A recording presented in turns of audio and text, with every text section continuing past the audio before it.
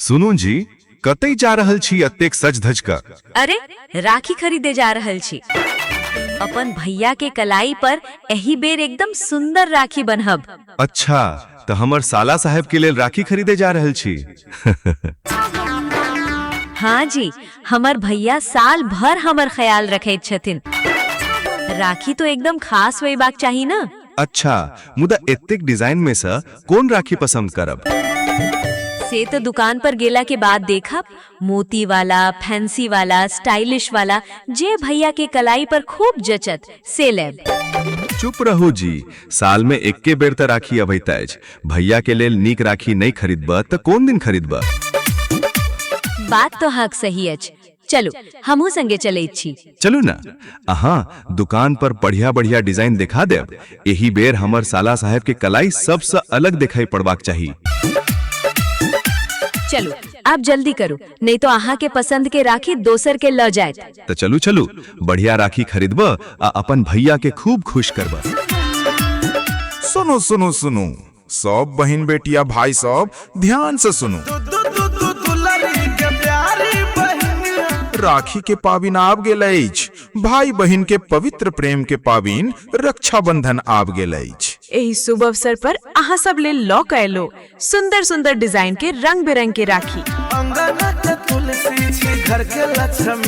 दिखाई में एकदम आकर्षक, बान्हाई में सुंदर आ मजबूत।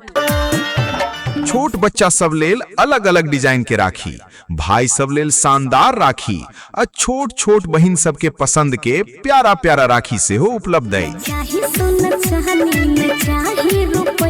फूल वाला राखी, मोती वाला राखी, भैया बहन वाला राखी, कार्टून वाला राखी, फैंसी डिजाइन वाला राखी, अब बहुत रास नया नया डिजाइन के राखी। जल्दी चलू ना, हमरा राखी खरीदे के अछि। राखी? अहाँ तो पहले कहे चलू जे बाजार चलब त किछ नहीं खरीदब। अपने लेल नहीं खरीदब जी, अपन भैया के लेल राखी खरीदे जा रहल छी। ओहो, साला साहब के राखी, तब फिर आज हमर जेब के हाल खराब होइत। जेब की चिंता बाद में करो, पहले भैया के कलाई लेल एकदम सुंदर राखी चाहिए। अच्छा, कौन तरह के राखी लेब? एहन राखी जे भैया के कलाई पर बंधलाक बाद सब के नजर ओही पर पड़े। तो साधारण राखी नहीं चलेत? बिल्कुल नहीं।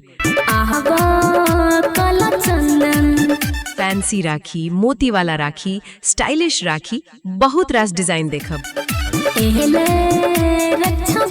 अच्छा, मुदा एकटा बात कहू, राखी खरीदब एकटा आ अहाँ पसंद करब 50टा। अरे जी, भैया साल में एक बेर तो राखी बंधवे छथिन, पसंद करे में समय तो लगबे करते। ठीक है महारानी, चलो आज भैया के कलाई के लेल सबसे सुंदर राखी खरीदे छी। बस अब आइलू न सही बात, चलो जल्दी, नहीं तो नीक राखी सब बिक जाए। चलो चलो, यही बेर रक्षाबंधन में भैया के कलाई चमकैत रहे आ हमर भैया के चेहरा पर मुस्की रहे। बहिन जी, यही बेर अपन भैया के कलाई पर एहन राखी बांधू जे देखते भैया के चेहरा पर मुस्की आब जाए। तोरे में बसल संसार। अब भैया जी अपन प्यारी बहिन के लेल सुंदर राखी जरूर ल जाओ। कीमत से हो बहुत बेसी नहीं, अहाँ के बजट के हिसाब से कम दाम से लौक बढ़िया बढ़िया राखी उपलब्ध है।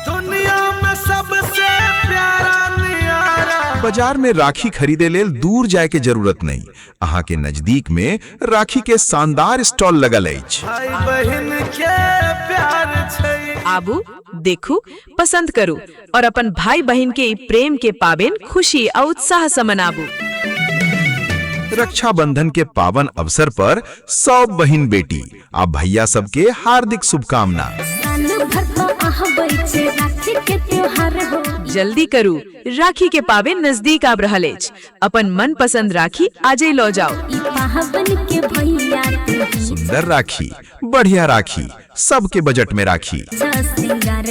आइबू जरूर राखी लो जाओ, अपन भैया के कलाई सजाओ और रक्षाबंधन के पाबिन यादगार बनाबू। अहाँ के व्यवसाय के लेल एहन शानदार प्रचार रिकॉर्डिंग चाहिए त आ भी जाओ प्रचार सॉन्ग चैनल पर।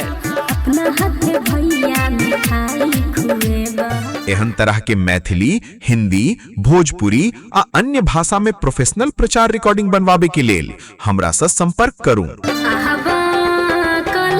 अपन दुकान, ठेला, सब्जी, फल, कपड़ा, राखी, कॉस्मेटिक अथवा कोनो व्यवसाय के प्रचार कराओ आकर्षक आवाज में। एहन उपयोगी प्रचार रिकॉर्डिंग आ प्रचार सॉन्ग सुनबाक लेल हमर YouTube चैनल के सब्सक्राइब जरूर करू। वीडियो नीक लागल होई तो लाइक करो, शेयर करो आ अपन दोस्त सबके सेहो सुनाबू।